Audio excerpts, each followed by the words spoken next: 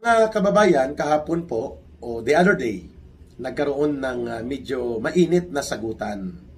Si Tuta Soto, tuta no? Tuta ng Malacanang at attack dog ni Marcos at tagapag-cover up itong si Soto. No? Obvious naman, no? Pareho sila ng balahibo ni Ping Lacson. At si Robin Padilla dahil nagkaroon po ng interactive presentation of comments si Senator Padilla tungkol dito sa kumalat o kumakalat hanggang ngayon na audio recording. Obviously, kaboses ni Aling Claire Marites, ang pambansang tagapagtahol ni Marcos na undersecretary sa PCO.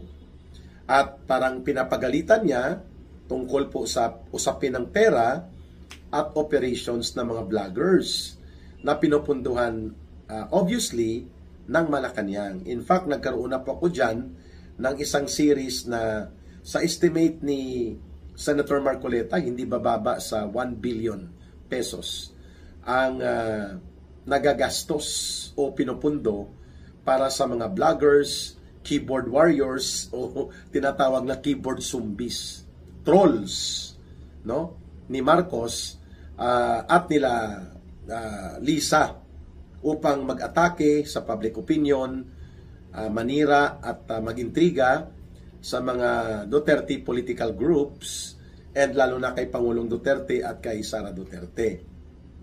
Subalit, what effect, no? Patuloy pa rin pong minamahal at tinatangkilik at niyayakap ang Duterte brand of leadership. Kahit ano pa po, bilyon ang ginagastos ay isang taon para sa mga troll farms na ito, maliit po yan kasi ang confidential fund ni Marcos sa Office of the President hindi bababa sa 4.5 billion pesos. May insertion pa siya for budget 2025 na 5 billion pesos sa Office of the President mismo, mga kababayan, at hindi pa kasama ang 100 billion pesos na ipinag-utos niyang ipasok sa budget 2025 sa loob ng diskarte sa DPWH na ibinulgar nga ni Ginoong Saldico. Ano bang punto ni Senator Robin Padilla?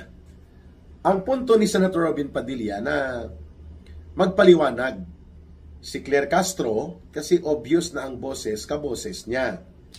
Pero alam naman po natin na mayroon din pong AI or artificial intelligence kung saan ang computer ay kayang gayahin ang boses at kayang gayahin din po ang mukha o mga pananalita at estilo ng isang tao. Kaya nga AI, artificial intelligence, computer po ang gumagawa. Pero by the looks of the observation na pwede mong gawin, ay mukhang hindi AI . Yan po ang punto ni Senator Padilla, magpaliwanag ang Malacanang kung bakit nagme-maintain ito ng troll farms ba. Todo depensa si Tuta Soto. Sabi niya, sana wag tayong magbanggit dito ng pangalan nang hindi tayo sigurado. Tama naman siya.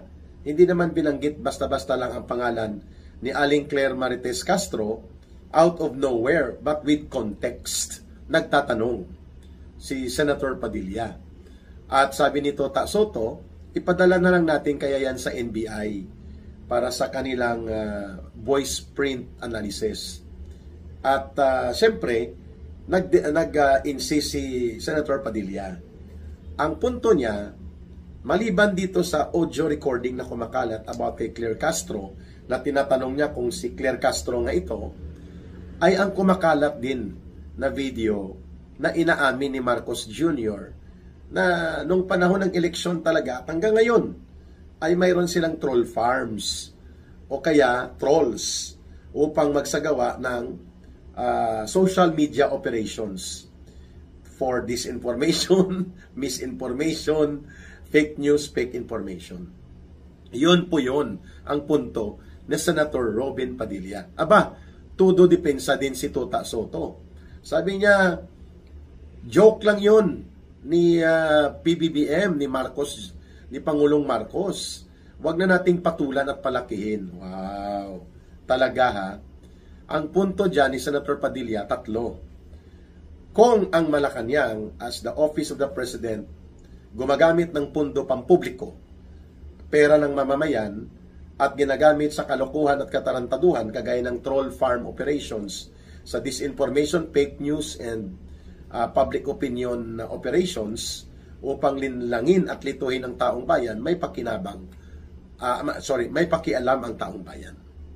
May punto si Senator Padilla. When public funds are being used and public office are being manipulated to cover and give authority and protection sa isang illegal na bagay, kagaya ng pandarambong na ginawa po ng sindikato nila Marcos at Romualdez, may pakialam at dapat makialam ang taong bayan. That's the number 1 point ni Senator Padilla. Hindi yun personal na pag-atake. May public interest po yun. Imbued with public interest ang pagtatanong ni Senator Padilla. Number 2, na punto na nakita ko, ay ang malisyuso na motivation ni Marcos at ng mga tauhan niya na gamitin ang PCO. I think it is about the budget of the PCO, Presidential Communications Office. Ikitang-kita naman po na walang pinagkaiba sa mga ensaymada vloggers, no? Yung mga bayaran na vloggers ng mga gobyerno ni Marcos at Romualdez, the way mag-deliver ng kanyang mga pag-atake, itong si Aling Claire Marites Castro, kung paano niya bastusin si Vice President Duterte, si Pangulong Duterte, at paano niya hilutin sa pagsisinungaling at pagtatabon-tabon ang gobyernong nabubulok at lumalaganap ang iskandalo ng korupsyon. So, may punto kung bakit tinatanong, because PCO is a public office and it cannot be an orchestrator of illegal and criminal acts such as maintaining groups and organizations and people being involved in the so-called troll farm operations or SOCMED attacks, social media attacks, na ang layunin ay magpakalat ng malisyuso at mga katarantaduhang mga issues at intriga na hindi sumasalamin sa totoong issue na mayroon pong interes ang taong bayan, but bagkus ginagamit po ang PCO possibility bilang taguan upang i-cover ang marumi at hindi nababagay sa matinong diskusyon at makatarungang communication and information na pag-manage dapat ng gobyerno, hindi dapat mga fake news at mga operator ng mga trolls o zombies sa public opinion ang ginagamit. Because PCO is a public office. That's the point why Senator Padilla raised that issue. Ngayon todo depensa, no? Biglang naging taga-PCO si Tuta Soto. Hindi na siya Senate President, ha? Tagapagtanggol na siya ng Presidential Communications Office sa budget nila. Okay. I think the sponsor was Senator Loren Legarda. So may punto si Senator Padilla. Number 1, ang pagtatanong kay Claire Castro kung boses ba niya yon at sila ang nagme-maintain ng mga vloggers and trolls para punduhan at gamitin ang pundo ng bayan sa PCO dumadaan at siya ang isa sa mga handler is a public interest issue na dapat ipaliwanag at sagutin ng maayos ng Malacanang, lalo na ni Claire Castro. At pangalawa, ang PCO ay isang mataas na opisina na nakadikit po sa presidente. At hindi pwede ito gamitin para sa kalukuhan at katarantaduhan. At ang pangatlong punto kung bakit tama ang pagbubunyag at ang pagtatanong na ginawa ni Senator Padilla ay ang punto na ang mga mamamayan ay dapat pinoproteksyonan. Hindi sila nililigaw, hindi sila nililito. So if the office of the president, like an office known to be the Presidential Communications Office, is engaging in acts of malicious and rumor-mongering and disinformation, pagpapalihis at kalokohan sa impormasyon, at ginagawa ito para linlangin ang taong bayan, therefore nilalabag ng gobyerno ni Marcos, kung totoo ito, ang pangangalaga o pagprotekta sa interes ng mamamayan. Because the people deserve to know.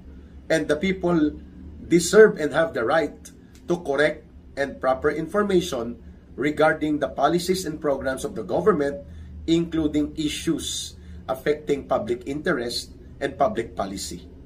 Yan, may punto po dyan si Senator Robin Padilla. Ang pinupuna natin dito, bakit todo depensa at parang isang PR manager.